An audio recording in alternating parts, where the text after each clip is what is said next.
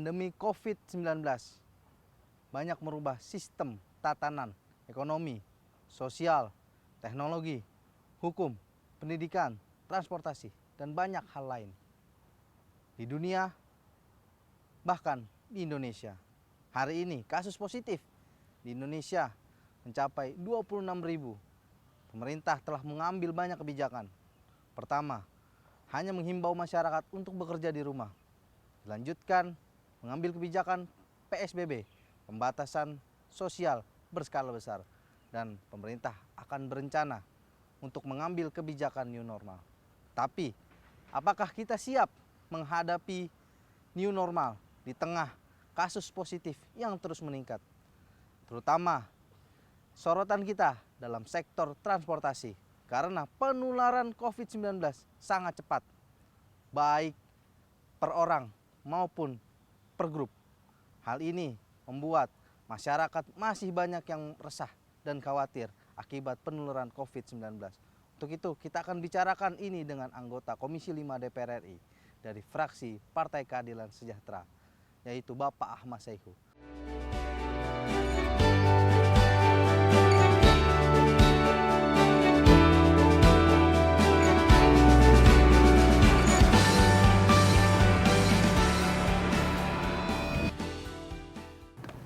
Waalaikumsalam warahmatullahi wabarakatuh. Saya Hilman, Pak. Iya. Dari TV Parlemen nih, Pak. Alhamdulillah. Gimana kabar?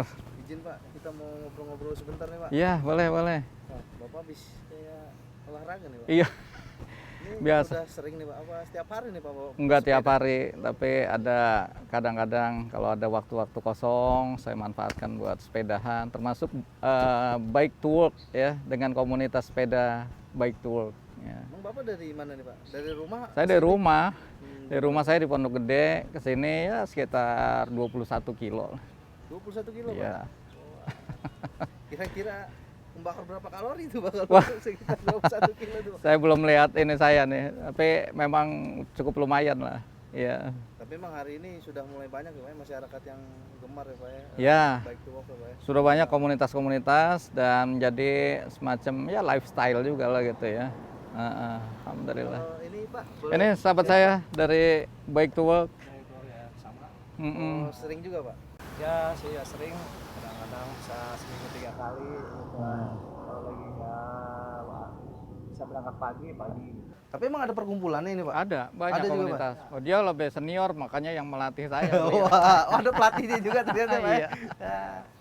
Pak, ini Pak izin Pak, Iya. kita ingin membicarakan soal memang yang ya hari ini kita memang mengalami sedikit perubahan Iya. kehidupan ya Pak, baik sosial, ekonomi, teknologi, bertatap muka sudah mulai dikurangin hari ini. Iya. Memang karena COVID-19 Pak yang memang semakin meningkat, makin hari makin meningkat Pak. Betul. Sempat turun katanya, sempat ada penurunan kasus, tapi ternyata ketika masyarakat dilonggarkan, akhirnya kasus positif nambah lagi. Kalau menurut Bapak sendiri, sebenarnya tanggapan Bapak tentang penanganan COVID-19 dari pemerintah ini sebenarnya baik atau tidak baik sih Pak? Ada beberapa catatan dari saya ya. Pertama kaitan sejak awal memang persiapan penanganannya agak kurang baik. Contoh misalnya saat sebelum mewabah sedemikian rupa masih seolah-olah nggak percaya gitu ya. Iya. Padahal di beberapa negara sudah terjadi banyak korban, malah jadi bahan candaan. Wah nggak mungkin lah di sini akan kena. Ya, orangnya udah biasa makan nasi kucing. Ya, ada juga yang menganggap ya semua hampir lelucon dan main-main. Padahal ini sudah mewabah di beberapa negara. Nah sehingga ketika kemudian COVID sedikit demi sedikit masuk ke Indonesia agak gelagapan. Ya itu banyak sehingga terjadilah berbagai kebijakan yang agak nggak sinkron antara kebijakan pusat dan daerah, dan juga antar pusat juga akhirnya kurang terkoordinasi dengan baik.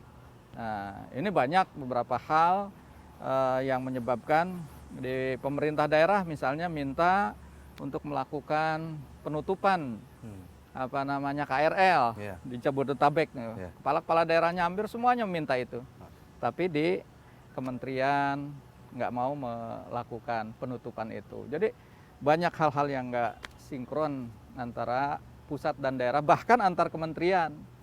Misalnya Kementerian Kesehatan dengan Satgas atau Satgas dengan Kementerian Perhubungan. Berarti kalau menurut Bapak evaluasinya adalah sinergitas kebijakan ya antara pusat dan daerah gitu Pak? Ya, harus ada koordinasi antara pusat dan daerah, sinergitas. Nggak mungkin menangani COVID ini sendirian. Nggak mungkin hanya pemerintah daerah sendiri, sebagaimana nggak mungkin hanya pemerintah. Inilah perlu ada koordinasi, sinergi yang betul-betul antara pusat dan daerah. Tapi kan Bapak saat ini duduk di Komisi 5 ya Pak? Ya, betul. Di anggota DPR Komisi 5 ya Pak? Ya. Nah ini kan kemarin juga sempat ramai Pak ya soal pelarangan mudik Pak. Iya. Nah tapi kan masih banyak juga masyarakat ya. Apa kita juga masyarakat yang menganggap ini lemah atau memang pemerintahnya yang kurang tegas, akibatnya kasus positif itu terus meningkat karena di beberapa angkutan transportasi massal itu masih banyak masyarakat yang tidak mematuhi protokol kesehatan, atau itu bagaimana tanggapan Bapak di Ya. KRL, di bandara? Itu saya katakan tadi bahwa antar kebijakan di antara pemerintah pusat aja nggak sinkron. Contoh misalnya saat pemerintah atau presiden waktu itu mencanangkan bahwa pelarangan mudik, ya harusnya ini ditindaklanjuti oleh Kementerian Perhubungan. Kalau memang presiden sudah melarang, kalau begitu jalan tol sebagai pintu utama arus masuk mudik tutup. Nggak ada toleransi, sehingga berpeluang orang itu untuk ke jalan yang biasa, ya. Jalan biasa inilah yang kemudian bisa digunakan untuk bagaimana checkpoint itu ada di sana. Nah, kenapa? Sekarang kan jalan tol nggak ditutup, akhirnya ada lagi perubahan yang membuat masyarakat ada berpeluang bisa pulang. Presiden membedakan antara mudik dan pulang kampung. Nah, jadi masyarakat bingung lagi. Nah, ini yang kebijakan-kebijakan seperti ini nggak ajeg gitu ya, yang akhirnya membuat masyarakat ya sepertinya coba-coba. Saya melihat ini peluangnya memang ada. Misal ketika kemudian di tol itu ada checkpoint, memang ada checkpoint. Tetapi seringkali tadi karena checkpoint ini, saya udah mengingatkan pada Kementerian Perhubungan, lakukan itu 24 jam. Tapi berat rupanya kan. Nah ini jadi bahan kucing-kucingan. Masyarakat coba-coba cari jam-jam yang lengah, jam-jam yang kosong, ya pulang kampung. Berarti kalau menurut Bapak memang aturannya kurang tegas ya Pak? Dari Kurang atas, tegas, ya? iya. Nah kalau menurut Bapak sendiri sebagai masyarakat umum, sebenarnya penanganan COVID, benar nggak? Apa penanganan COVID-19 ini dari pemerintah ini kurang tegas? Atau mengalami kebingungan di masyarakat? Oh, tadi pas ini mungkin perdana juga untuk buat saya, mungkin gue sebarang sama sama untuk karena saya dengar kan pemerintah mau ada new normal kan ya. Iya. Nah, tapi udah tadi pas pagi tadi bener-bener emang udah kayak normal tadi ya. Apalagi di sana kayak new normal lebih padat lagi gitu kan. Ya mungkin lebih takut lagi gitu sih. Ya tadi kita juga mungkin goes nggak mau rame-rame, sebenarnya banyak nih teman-teman yang mau ikut, kan kita kan semuanya berdua aja lah biar kayak melalui. Tapi Bapak sendiri memang menggunakan transportasi massal setiap harinya kalau bekerja selain dengan bersepeda? Ya rata-rata hampir saya pakai sepeda, malah pakai motor gitu kan. Kalau misalnya kereta juga jarang-jarang gitu kan. Tapi belum pernah semenjak 2 bulan ini belum pernah lihat naik kereta lagi. Takut juga gitu, ya kan. Takut aja keramaian yang ini kan. Oh memang masih takut juga Pak, masih ada khawatir ya? Karena memang protokol kesehatannya belum diterapkan dengan tegas ya? Sebenarnya protokol sih tegas ya, mungkin masyarakatnya kan mungkin beda-beda kultur. Indonesia sehat sih beda-beda kultur, Indonesia kan beda kultur ya. Kalau bilang saya orang Sumatera, ada orang ini, ada yang bandel-bandel juga. Jadi ya susah juga kan. Jadi kalau udah penanganan sih udah sih, saya udah ada di tingkat bawah gitu. Mungkin ada yang tegas, ada yang nggak tegas sih mungkin ya gitu aja. Ya pemirsa, baik kita akan kembali lagi di segmen yang selanjutnya, tetap di program Parlemen Bicara, Suara Wakil Rakyat.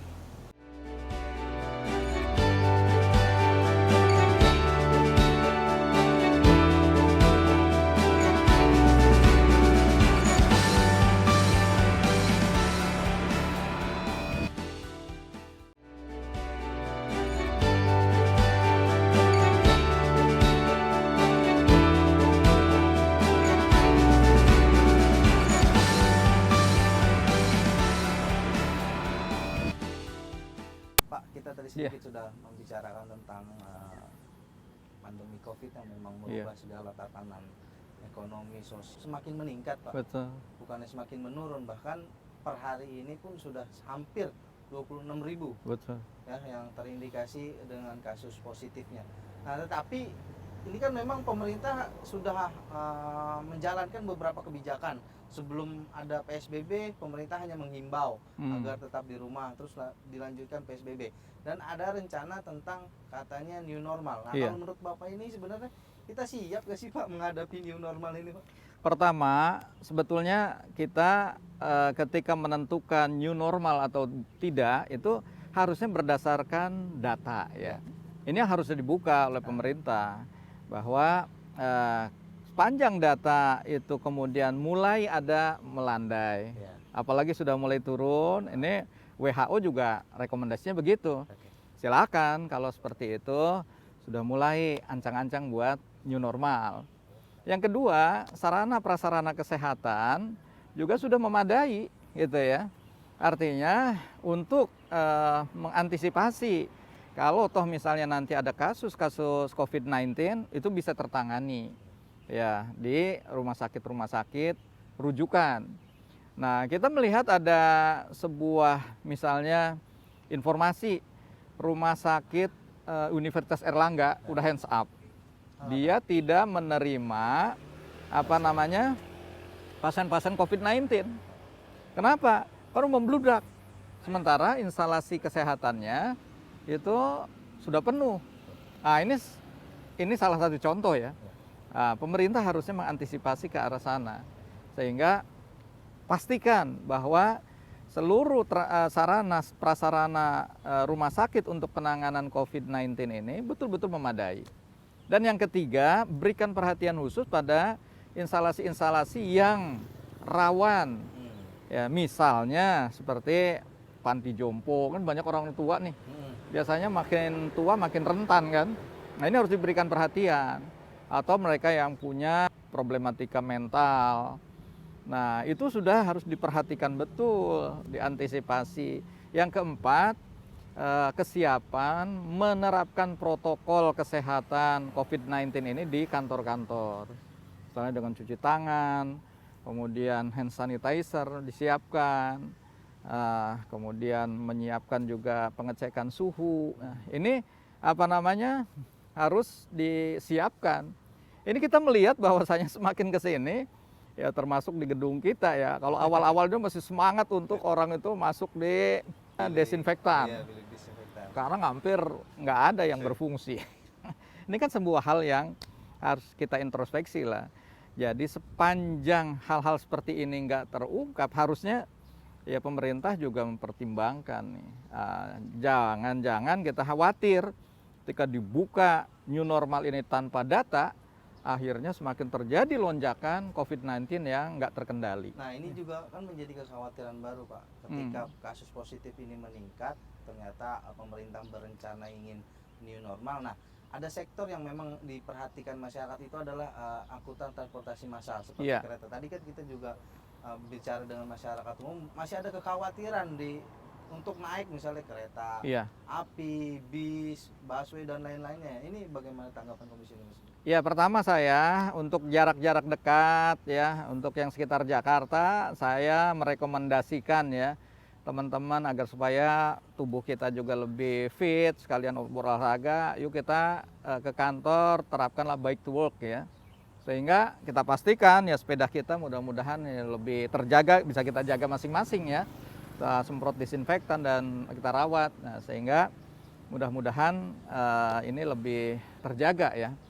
Yang kedua, tentu kita meminta pemerintah bagaimanapun juga kalau kita misalnya naik sepeda ke kantor juga nggak mungkin setiap hari karena kelelahan, atau juga ketika berangkat paginya aja pulangnya menggunakan sarana umum tetap ya. Oleh karena itu kiranya pemerintah menerapkan protokol ya, COVID-19 ini di angkutan-angkutan umum sehingga masyarakat bisa merasakan nyaman, tenang, dan ada kepastian insya Allah di transportasi umum ini aman ya dari penularan COVID-19.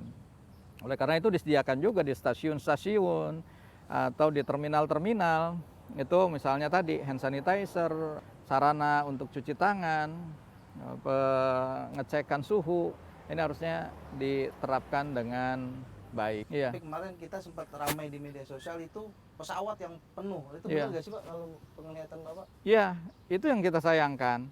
Kenapa? Karena saat penerapan misalnya dia harus melakukan verifikasi terhadap beberapa persyaratan kan, ada surat kesehatan, ada berbagai syarat-syarat lainnya, itu sayangnya tidak dilakukan secara online. Ya, sehingga masyarakat juga akhirnya berbondong-bondong untuk pergi ke bandara. Betul. Akhirnya terjadi penumpukan di bandara. Bayangkan kalau itu bisa dilakukan verifikasi secara online. Tes kesehatannya lolos misalnya dan segala macam, misalnya surat tugas apa segala macam udah lolos. Itu masyarakat yang ke sana yang bisa dipastikan masyarakat yang sudah memiliki persyaratan yang sudah lengkap. Bagi mereka yang kemudian tidak lengkap, nggak akan trial and error, coba-coba aja ke bandara, siapa tahu lolos gitu. Kenapa? Karena dia bisa pastikan dia nggak akan bisa lolos di sana. Nah ini juga perlu ada tadi keketatan pengawasan dari petugas yang ada di bandara dan di Kementerian Perhubungan. Iya, saya ke Mas, ini kan kita memang ada istilah baru dari pemerintah tentang new normal.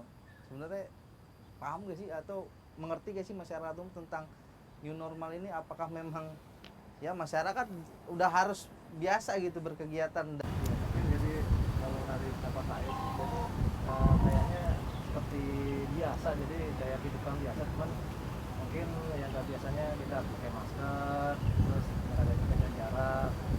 Ya mungkin kalau saya kayak masalah biasa kan kayak saya tidak kayak pedagang jadi ya butuh bulan tuh untuk ya cari makan lah. Kalau di rumah kan juga nggak mungkin kan, ya kan nggak bisa lah ya, bulan 2 bulan ya.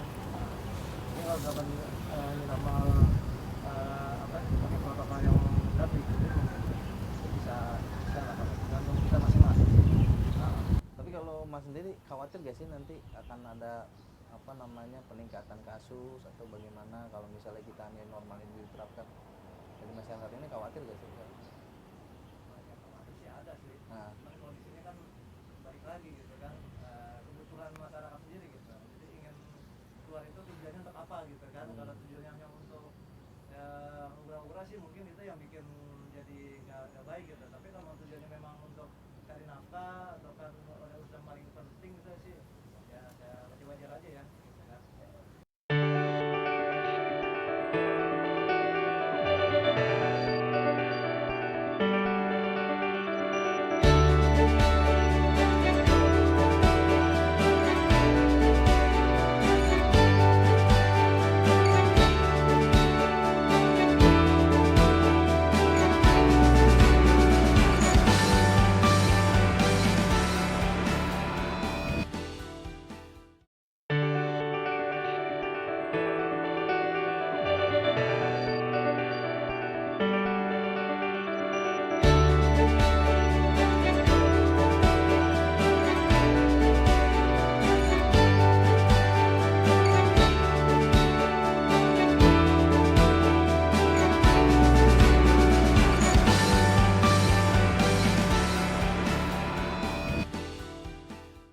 ya masih bersama saya Hilman Hidayat di program Parlemen Bicara, Suara Wakil Rakyat. Saya ke masyarakat dulu nih Pak. Ya sebenarnya harapan pada pemerintah nih Pak tentang penanganan COVID ya, dari mulai PSBB, new normal apa nih? Ya, kalau saya sih maunya sih ya tadi kalau memang ada penerapan ya mungkin untuk masyarakatnya, jaminan untuk masyarakatnya gimana gitu kan.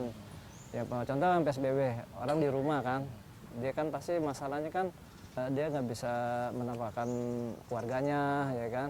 Nah itu kira-kira gimana solusi dari pemerintah kan. Nah nggak mungkin lah diem di rumah terus nggak bisa cari makan ya. Nah, paling gitu aja ya. Sekarang kan mungkin new normal ya, mungkin new normal ya, mungkin kalau new normal paling tinggi kedisiplinan aja gitu, ketegasan dari para petugas gitu kan. Nah, kadang-kadang saya pernah kan di satu tempat tuh sehari 2 hari tegas gitu. Besoknya nggak mungkin capek kali ya, karena kadang-kadang kan Tadi saya bilang kultur orang Indonesia itu beda-beda, saya lihat tuh beda-beda gitu kan. Ada yang cuek aja, ada yang takut, ada yang takut banget gitu, ada yang sedang-sedang gitu kan. Itu yang Biasanya setiap hari. ya. Jadi ya mungkin itu aja ya, mungkin ya sebenarnya siapa sih yang nggak mau biar nggak kena tuh, kan nggak ada yang mau kena kan gitu ya. Masalahnya nggak ada yang mau kena gitu, cuman kadang-kadang jenuh juga di rumah gitu kan. Ya kalau misalnya ada yang mau keluar ya mungkin kalau saya pribadi, saya sendiri aja kalau keluar ya mungkin saya bawa sanitizer, bawa disinfektan, bawa sendiri gitu. Ya goes ya paling sendiri aja gitu, nggak mau gerombolan gitu ya. Ngikutin aturan protokol aja gitu.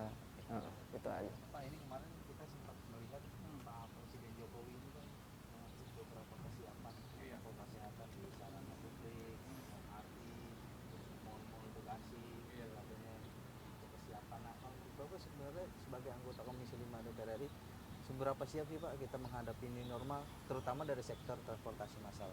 Ya, pertama kalau dari sisi kesiapan untuk mereka bergerak menyiapkan langsung new normal, itu banyak hal yang tadi harus dipersiapkan secara matang ya. Karena kita harus menerapkan protokol COVID-19, harusnya ya dipersiapkan juga aturan-aturannya. Contoh misalnya terkait dengan bagaimana sekarang dengan ojol ya. Ojek online ini kan selama PSBB dia hanya sekadar membawa transportasi barang ya.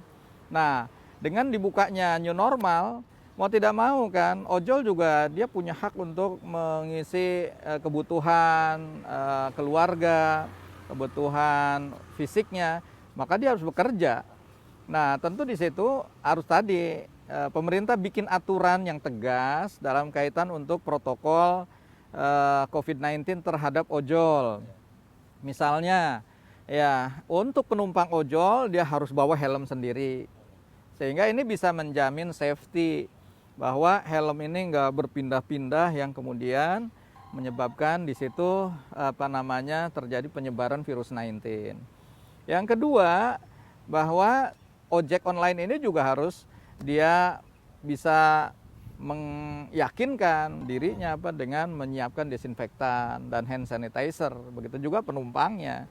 Sehingga berbagai protokol-protokol ini itu harusnya menjadi satu hal yang harusnya diterapkan di dalam upaya-upaya untuk mempersiapkan new normal ini. Kalau ini nggak dipersiapkan, tentu tadi akan ada konflik ya di tengah masyarakat. Misalnya ojol dia tuntutan kebutuhan ingin keluar, tetapi kemudian nggak ada aturan-aturan yang jelas sehingga terjadilah berbagai konflik yang tidak kita inginkan.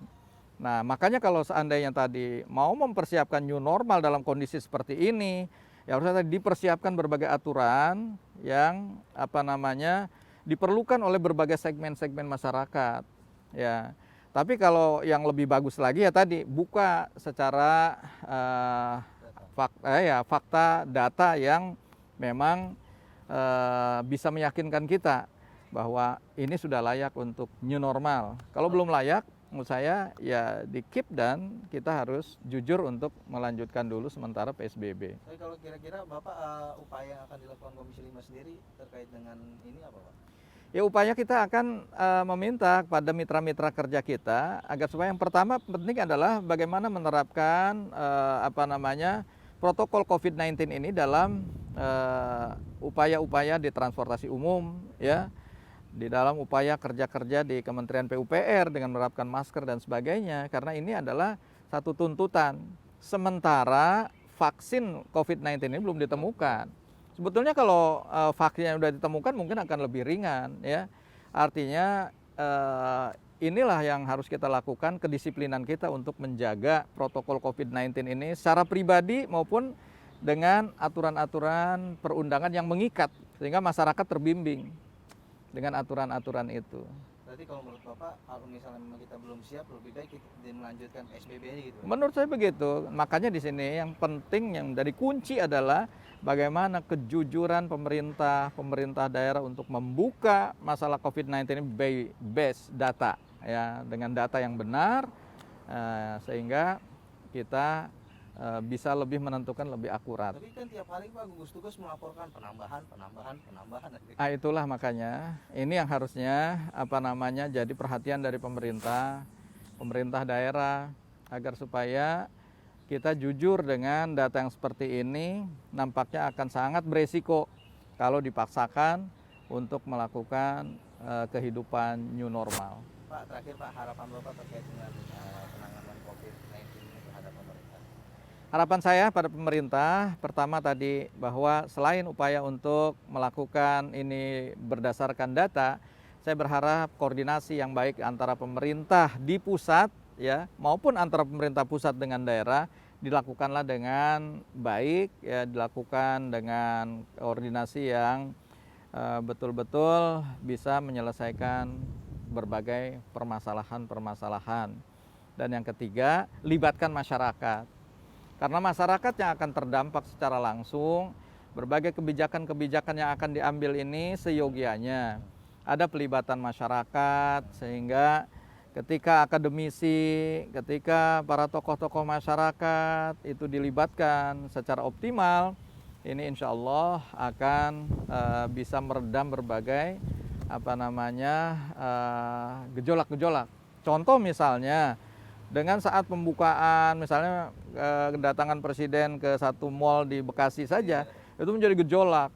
Seolah-olah, ini masjid-masjid, rumah-rumah ibadah pada ditutup, wah ini mal-mal udah dibuka. Nah ini kan timbul hal-halnya. Nah itulah makanya perlu ada libatkan masyarakat, ajak mereka untuk dialog, diskusi, dan kemudian ambil satu kebijakan yang kira-kira bisa lebih memberikan kepastian, keyakinan, kenyamanan pada masyarakat bahwa memang penanganan COVID-19 ini sudah on the track. Himbauan kepada masyarakat agar tetap menjaga kesehatan. Ya, pada masyarakat di DKI Jakarta khususnya dan seluruh Indonesia pada umumnya, yuk mari kita sama-sama disiplinkan diri kita untuk menerapkan protokol COVID-19 ini. Kita yakin bahwa ini salah satu ikhtiar kita. Dengan menerapkan protokol ini pun mungkin bisa jadi masih ada yang terkena, tetapi minimal kita sudah ikhtiar, kita sudah berusaha dengan penerapan protokol COVID-19 untuk diri kita, untuk keluarga kita, apalagi kalau untuk masyarakat kita, itu diterapkan secara baik, mudah-mudahan ini akan bisa meminimalisir penyebaran COVID-19 yang tidak kita inginkan. Semoga Allah Subhanahu wa Ta'ala, Tuhan yang Maha Kuasa, senantiasa melindungi kita semua dan mudah-mudahan segera mencabut wabah COVID-19 ini dari kehidupan kita, dan mudah-mudahan juga bisa ditemukan segera vaksinnya sehingga kita insya Allah kembali dengan normal, yang new normal betul-betul yang sesungguhnya, bukan new normalan ya, sehingga kita bisa bekerja secara optimal untuk mensejahterakan bangsa dan negeri kita tercinta Indonesia. Saya kira itu. Ya pemirsa, itulah perbincangan saya dengan Bapak Ahmad Saitu, anggota Komisi 5 DPR RI, dan juga Bapak Hendra Liko, pegiat masyarakat yang olahraga sepeda. Memang tadi dari obrolan kita harus ada sinergitas kebijakan, tegasan antara kebijakan pemerintah pusat dan juga daerah. Pemerintah pusat harus jujur memberikan data-data tentang positif kasus COVID-19 di Indonesia, agar memang kita benar-benar siap menghadapi new normal. Karena sebaiknya ketika kita belum siap terhadap protokol kesehatan, jangan kita ambil kebijakan new normal, karena itu akan membahayakan masyarakat. Tetap di program Parlemen Bicara, Suara Wakil Rakyat. Terima kasih.